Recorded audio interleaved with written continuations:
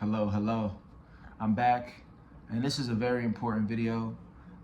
It's in regard to narcissism, and it's from one of my great friends. He's somebody I collaborate with when it comes to coaching.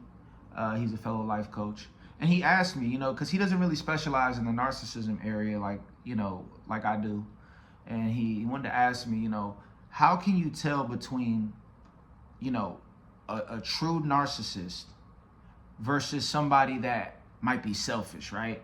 Because I hear this all the time. Guys come to me, women come to me, and they say, my partner called me a narcissist.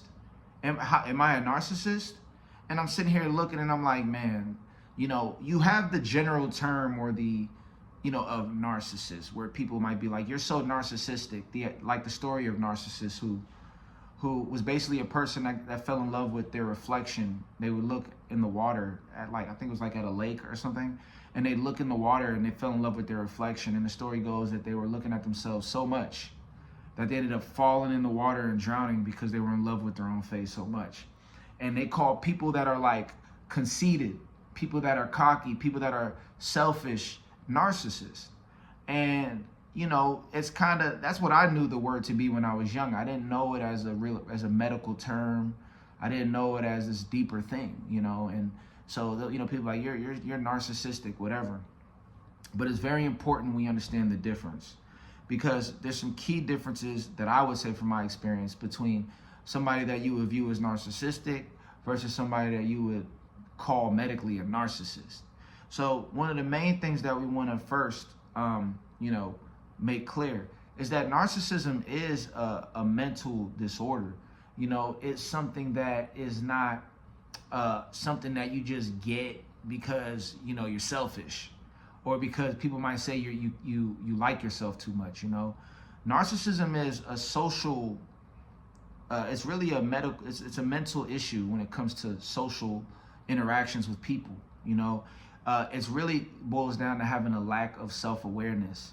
When you look at disorders like Asperger's or bipolar or things like that, it falls in that area. It's really a mental, disorder or dis-ease, in the sense that, these people are very isolated. They don't have the capacity to really tap into emotional intelligence at the same level as your everyday person.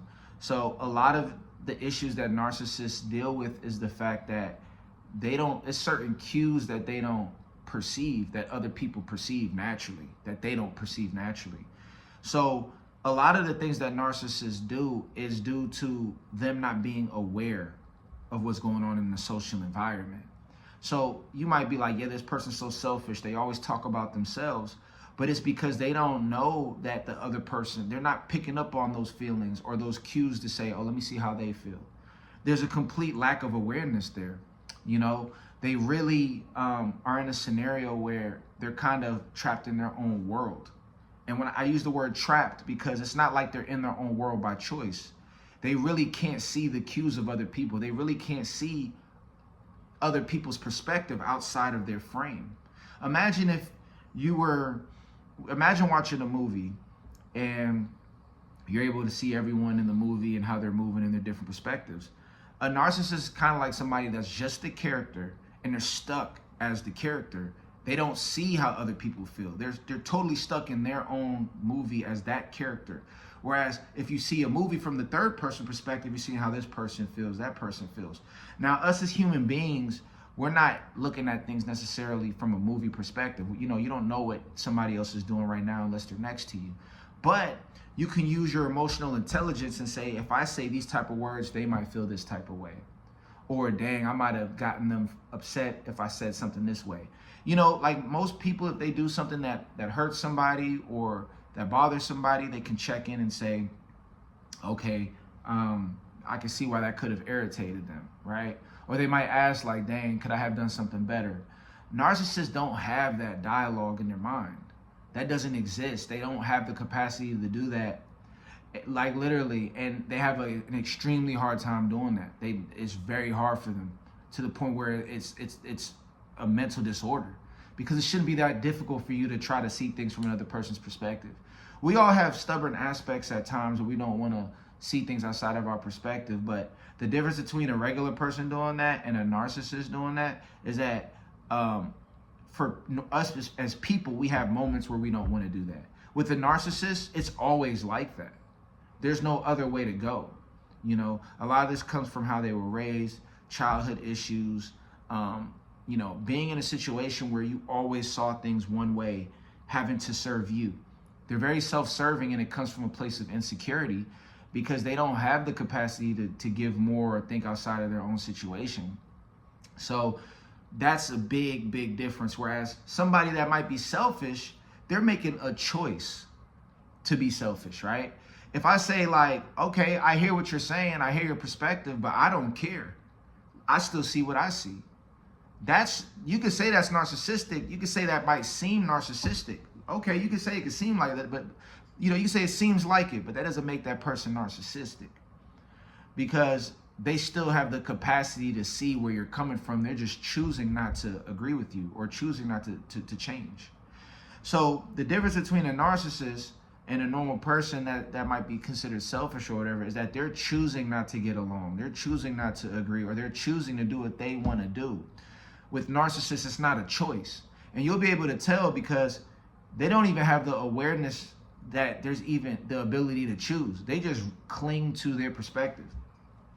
Other people, on the other hand, you might have seen them at a certain point in time hear your perspective, and then sometimes they might not. With narcissists, there's no sometimes not. It's just always one way.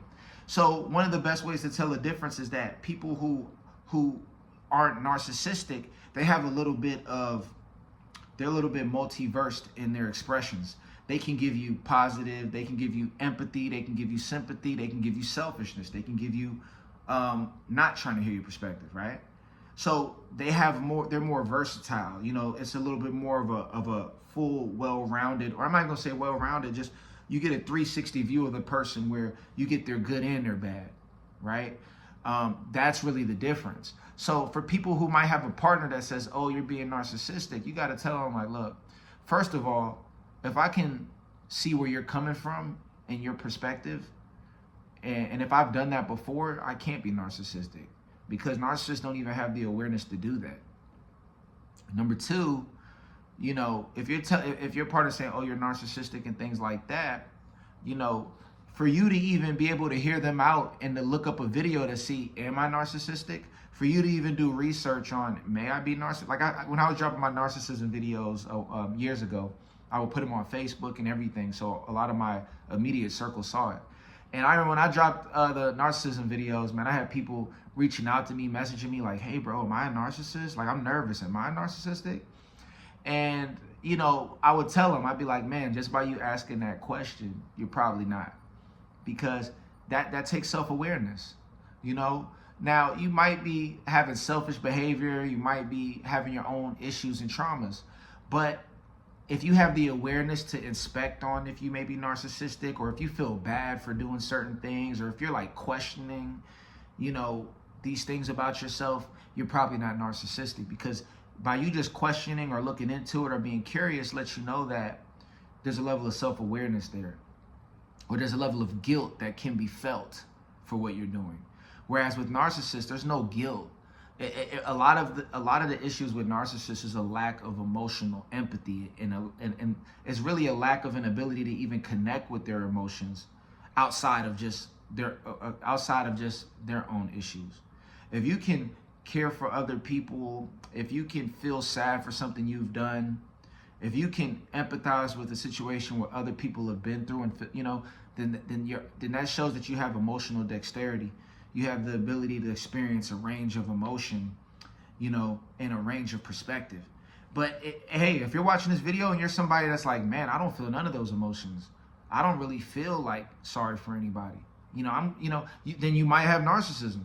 Like, that's one of the main things. I always put it like this: with narcissists, it's not a lack of sympathy, right? And some narcissists do have a lack of sympathy. But a lot of narcissists can still give you sympathy. And sympathy is feeling sorry for somebody else, or being like, oh, that's sad that they're going through that. But the biggest issue narcissists have is empathy, which is saying, if I put my foot in that person's shoes, how would I feel? They just can't do that. And the ones that can, don't get me wrong, narcissism exists on the spectrum. So on an extreme level, from the mid-tier to the extreme level, they can't do that. But from the lower level to the mid-tier level, some of them can give you a little empathy, but it's going to be hard because it's hard for them to relate from a place of empathy. So just by understanding that, you'll be able to tell who's a narcissist, because you'll be like, wow, this person can't empathize with me at all. They just keep running back to their perspective. They just keep ignoring my emotions, especially if you're in a scenario where you're crying or being empathetic. Like, most people will be like, look, I don't agree with you, but I understand you're crying. Like, they'll acknowledge your feelings. Narcissists don't acknowledge feelings. They don't value feelings at all. Feelings are like obsolete. And that's what makes them so weird to people, because they come off robotic, they come off extremely selfish, and they come off very uncaring.